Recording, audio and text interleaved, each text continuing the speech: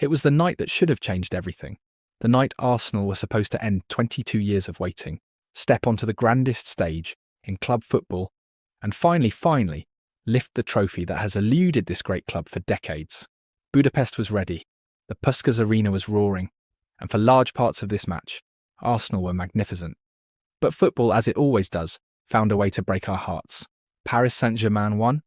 Arsenal won after extra time. PSG win 4-3 on penalties, and just like that, the dream is over. Welcome back to Arsenal Updates. I'm your host, and today we are going through every moment of that Champions League final. The good, the painful, and the absolutely gut-wrenching. Because Arsenal fans deserve a full, honest, emotional breakdown of what happened in Budapest. And that is exactly what we are going to give you.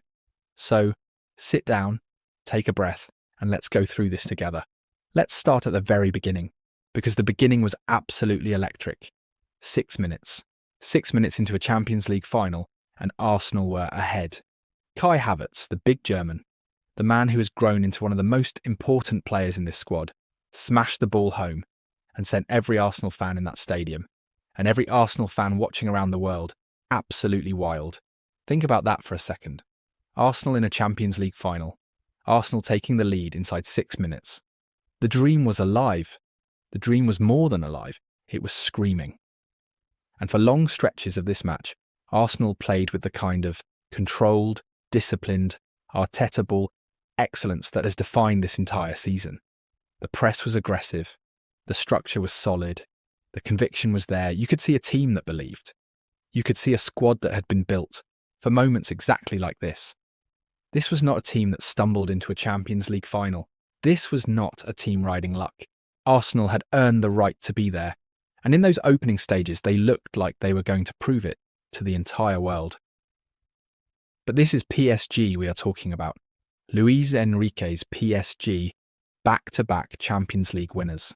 A team with the mentality, the quality, and the ruthlessness of a side that has been to war and come back stronger each time.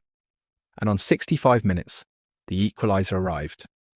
Ousmane Dembélé, a player who has been nothing short of magnificent for PSG this season, stepped up from the penalty spot after Juan Mosquera was judged to have fouled Ivica Kvaratskhelia in the box. The spot kick was awarded, Dembélé was composed, and just like that, the deficit was cancelled out. Now here is where I want to pause because there is genuine debate about this. Mikel Arteta himself said after the game that Noni Madueke had a penalty shout of his own that was waved away. Declan Rice mentioned it too. And when you compare the two challenges side by side, there is a real argument that the referee was inconsistent. Arteta said he watched it back and felt it could easily have been a penalty.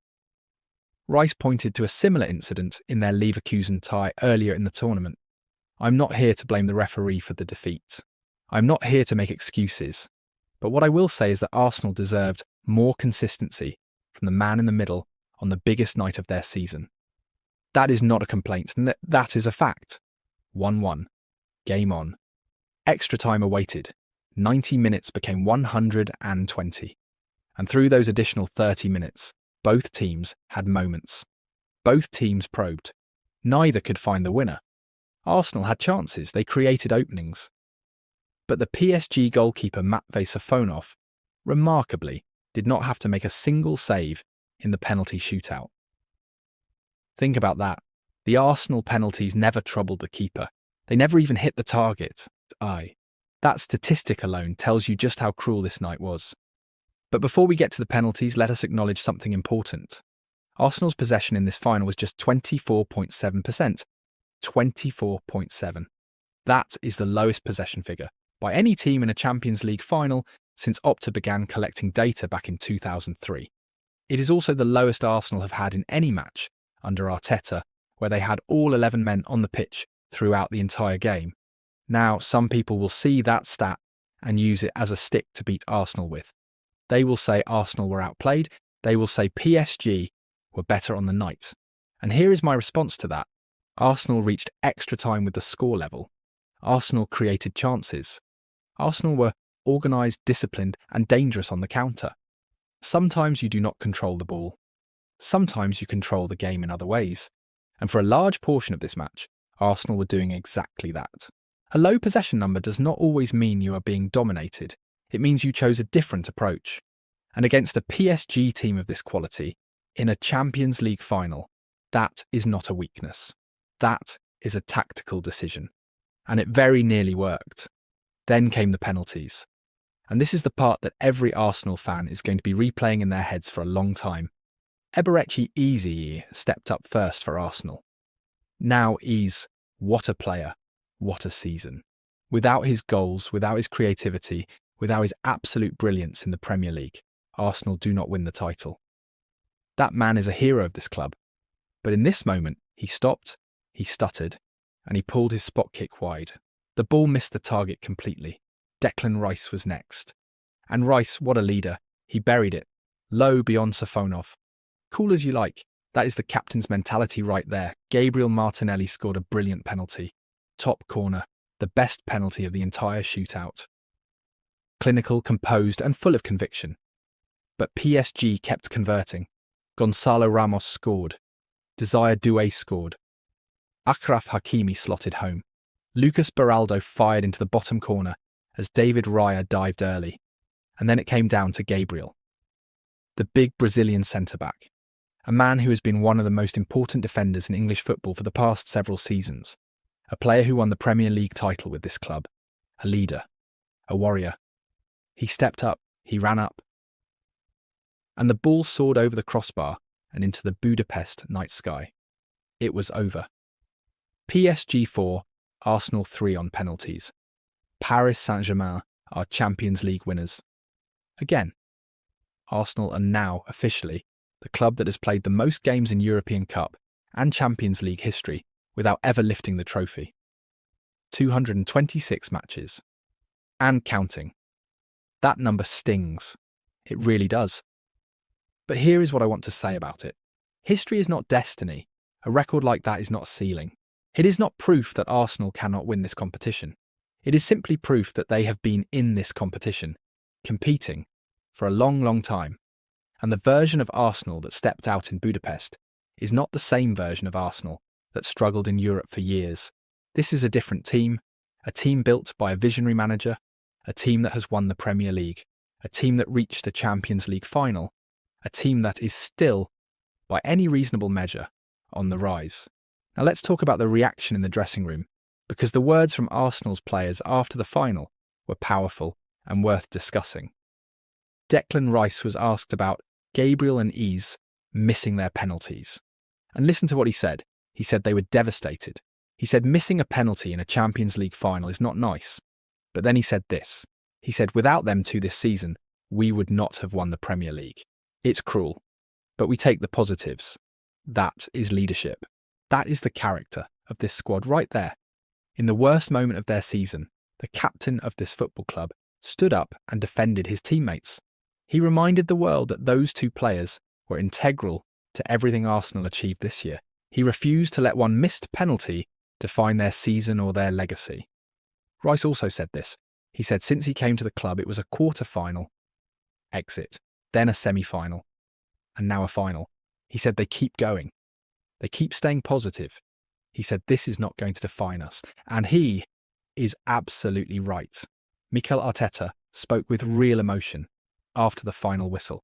And I want to draw your attention to a few things he said, because they reveal a lot about the man and the project he is building. He said he had not done what it takes to win the league in 22 years, and that this was only the second time in Arsenal's history they had reached the final. He told his players to recognise the season they had. He said nobody's going to take the pain away from you, but you have to go through it. You have to learn from it. You have to show the ambition to go again. And this is the line I keep coming back to. He said to manage this group of players, the way they carry this badge, we got to the big one and we missed on the biggest one. That is Mikel Arteta in a nutshell. Honest, proud, demanding. He is not hiding from the pain. He is not making excuses. He is looking his players in the eye and saying, this hurt and we are going to use it. Owen Hargreaves said on TNT Sports that Arsenal are here to stay. Jack Wilshere compared his old club to Manchester City, saying that sometimes you have to suffer defeat in a final before you can come back and win it. And that is the spirit Arsenal fans need to hold on to right now. Manchester City lost finals. Liverpool lost finals. Real Madrid lost finals before they became the dominant force they are today. Losing a Champions League final is not the end of the story. For a club on Arsenal's trajectory, it could well be the beginning of one. Luis Enrique himself said after the match that this Arsenal team was incredibly tough to play against. He said they played great. He called the final a real battle. He said it was stronger to beat Arsenal than last year's opponents. That is your opposition manager, the man who just won the Champions League, paying tribute to the team he beat. He did not say they were lucky. He did not say Arsenal were weak. He said they were great. Hold on to that. Now let me give you my honest assessment of this campaign, because Arsenal's Champions League run this season has been something truly special. This team went through the group stage, the knockouts, and all the way to the Budapest final, playing some of the most compelling football we have seen from an Arsenal side in a generation. They beat top European teams along the way. They showed resilience in difficult moments. They demonstrated that Mikel Arteta's system can compete at the very highest level this continent has to offer. And they did all of this while winning the Premier League for the first time in 22 years. The first title in over 2 decades, and then a Champions League final in the same season. Let that sink in. Yes, the penalty shootout ended in heartbreak. Yes, Gabriel's penalty soared over the bar and broke every Arsenal heart watching.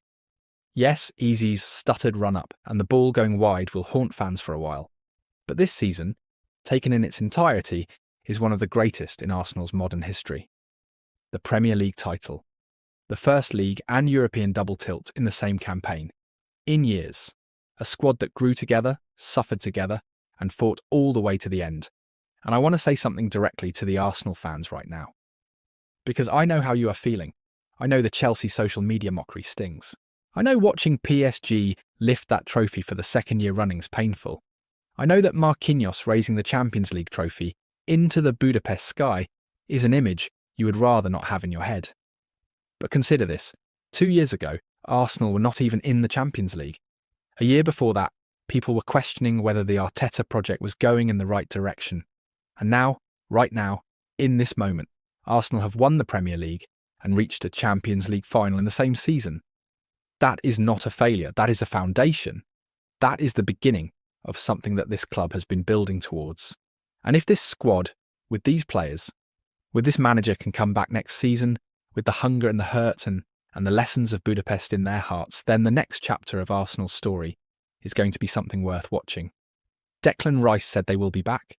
Mikel Arteta said they will reflect and go again. The players who missed those penalties tonight are going to come back stronger for it. Easy will score the penalty that matters. Gabriel will be there when it counts. That is how these stories go. To summarise, PSG won the Champions League for the second consecutive season. They become only the third club in history to win both their league and the European Cup in back-to-back seasons, following Real Madrid and Ajax. Marquinhos lifted the trophy again. Luis Enrique can call himself a back-to-back European champion.